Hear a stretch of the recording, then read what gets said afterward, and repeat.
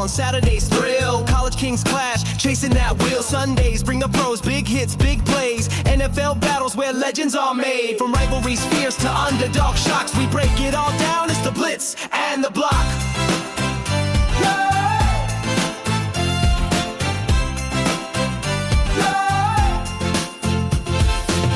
The field to the digital chain, Bitcoin's pumping, altcoins rain, Web3 waves and DeFi stacks, NFT drops and big market hacks. Insights you need, no hype, no fluff, crypto decoded, we cover the tough. Yeah!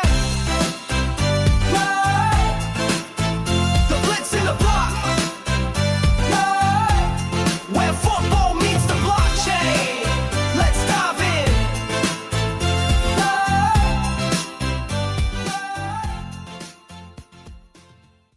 Hey everyone, welcome back to the Blitz and the Block.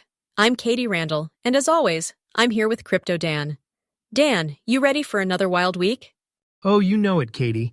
I mean, after last episode's recruiting drama and all that crypto regulation talk, I thought things might slow down.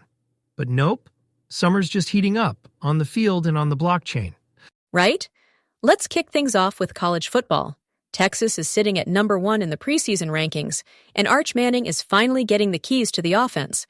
I gotta say, the hype is real, but I'm watching Clemson too.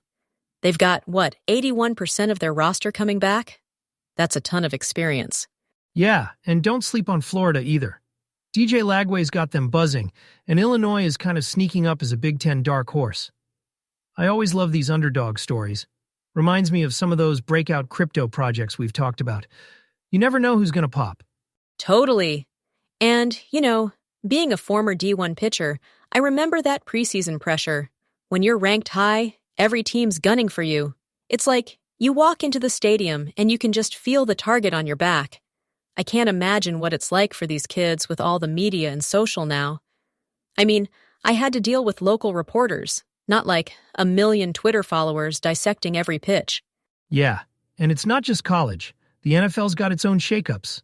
The Detroit Lions, 15-2? I mean, I'm not sure anyone saw that coming. And the Eagles just steamrolling the NFC East. What do you think is behind all these shifts?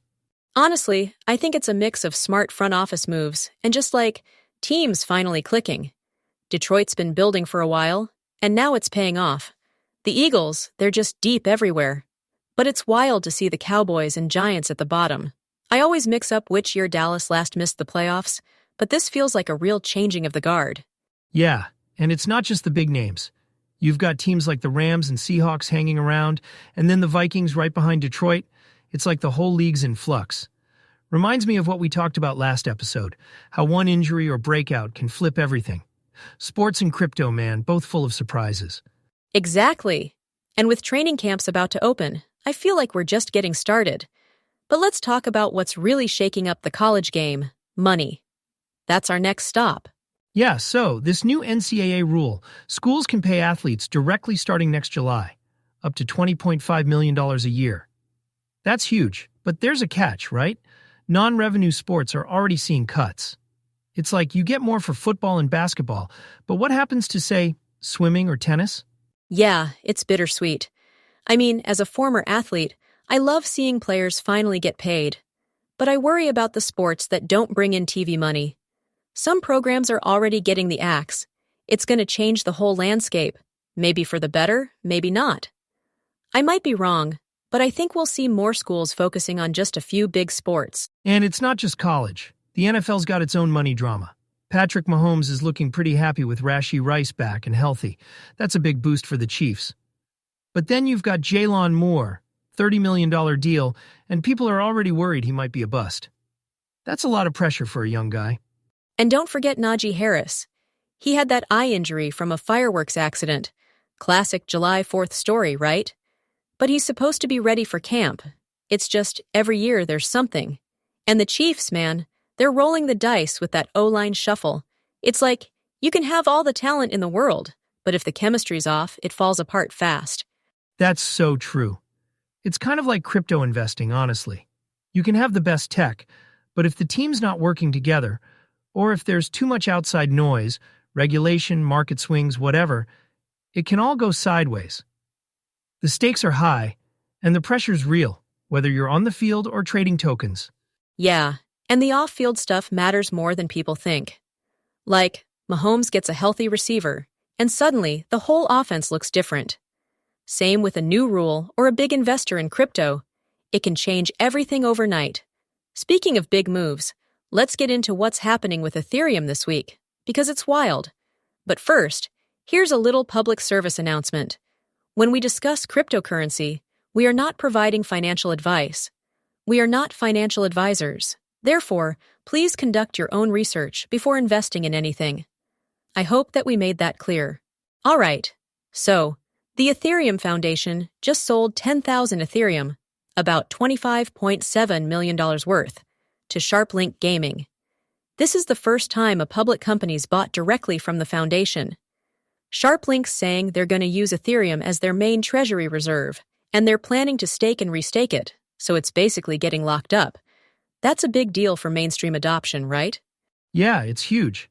I mean, we've talked before about companies putting Bitcoin on their balance sheets, but this is a first for Ethereum. SharpLink's not just holding it. They're staking, which supports the network and takes Ethereum out of circulation. It's a real vote of confidence, and it comes at a time when Ethereum ETF inflows are picking up, so there's a lot of momentum. And it's not just Ethereum. Bitcoin hit another all-time high, over $117,000. There was a massive short squeeze, like over $1 billion in shorts got wiped out in 24 hours. That's wild. But, with all this excitement, there's still a lot of risk. Did you see that Vatican crypto scam?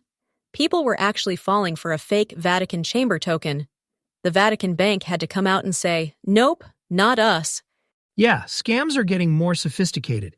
And with Congress debating three big crypto bills, the Clarity Act, the Genius Act for stablecoins, and the anti-CBDC bill, there's a lot of regulatory noise.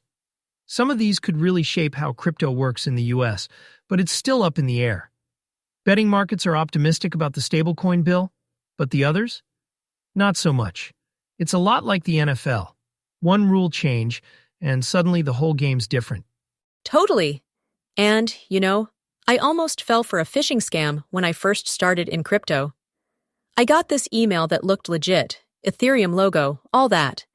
I was about to click, but something felt off. I double-checked, and sure enough, it was a fake. It's easy to get caught up when things are moving fast, so if you're listening, always double-check before you click anything. Seriously. That's good advice. Whether it's sports or crypto, you gotta stay sharp.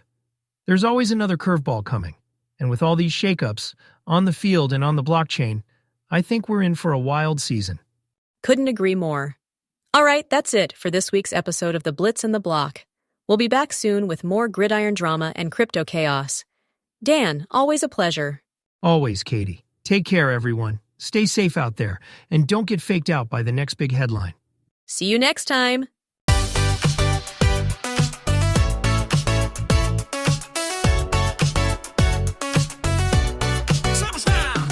The plays have been called, the charts have been checked. From the gridiron hits to crypto's tech.